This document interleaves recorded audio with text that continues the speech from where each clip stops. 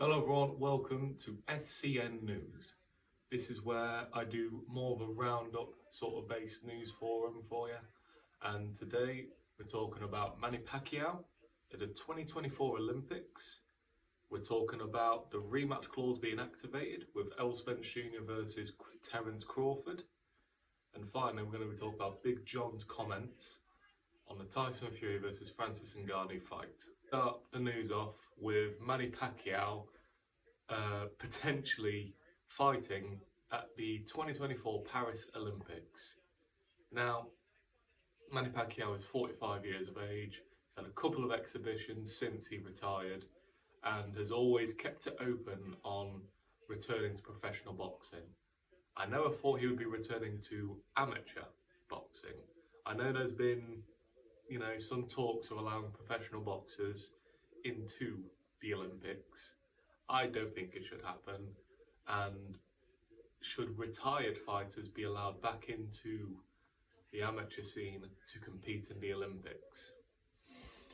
I feel like it would work if the Olympics was an exhibition basis, but for an amateur basis, I don't think it should happen.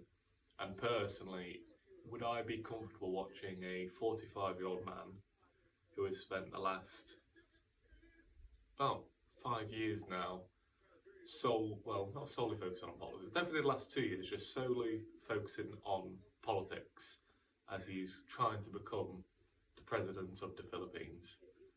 And do I want him going in there with some real young killers in the division? Because I watch the Olympics every time it comes around, and specifically the boxing. I remember watching the most recent Olympics with Bakidir Jalilov winning in the heavyweight division. And that's another interesting one, because Bakidir Jalilov, at the time of being an Olympic champion, was also a professional boxer who jumped back into the amateur scene to compete in the Olympics again. So realistically, it's a very, very serious thing that could happen. We may see Manny Pacquiao at the Olympics again, but I believe you have to call into question the age of the fighter, the experience of the fighter, and overall, I just don't think it checks out. I fear for his safety, and let's say, he is in shape. I don't fear for their safety, because Manny Pacquiao is an absolute beast. To be a world champion in the 90s, 2000s, 2010s and the 2020s is no small task. So in my personal opinion, I do not believe he should be allowed into the Paris Olympics. But we'll have to see how that one transcends, and we'll see where that ends up. Second topic of today, Errol Spence Jr has officially activated his rematch clause against Terence Crawford. We will be getting a second one. From going to, we had to wait so many years for just one fight to happen, now we may get 2 fights in the space of a year between these two superb boxers.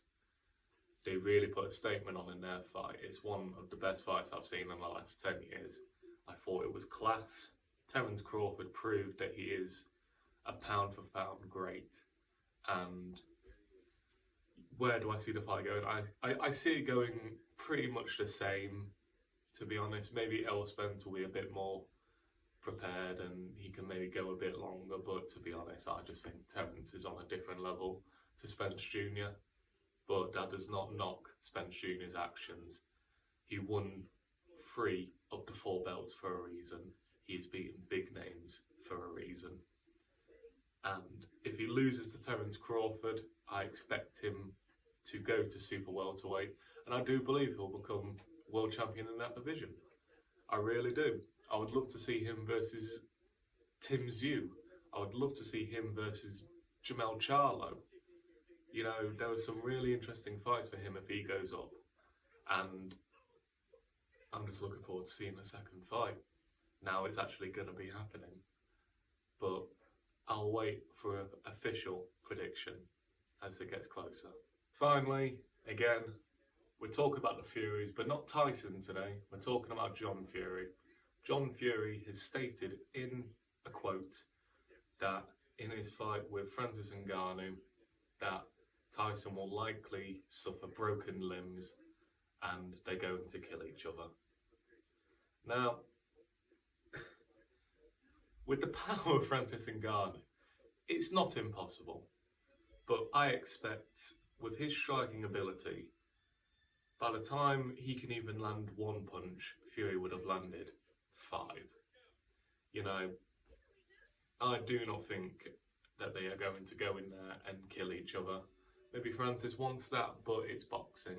This is Tyson's game. He's going to decide how it's going to go. Is there... I've heard this talked about on True Geordie's channel.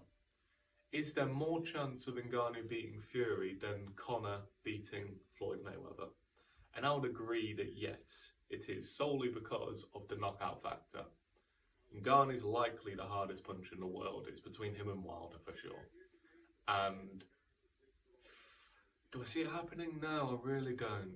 Because, you know, Fury is just so good, and for him to be facing someone in their first fight, do I really think that that's the one to knock out Fury and beat him? No, I really don't. He has faced much better opposition in boxing, and I think it'll be very much a cakewalk for him. But, you know, Big John, he loves his son and he cares about his son, trying to promote him, or he generally is fearing for the man. You never know. They've all made their intentions and thoughts known on how they want Tyson to retire.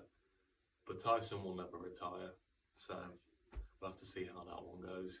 Right, thank you all very much for watching. 2 videos in one day, I hope you feel special. Tomorrow, I'll be bringing you my official Chris Eubank Jr. and Liam Smith reaction and my analysis on the fight.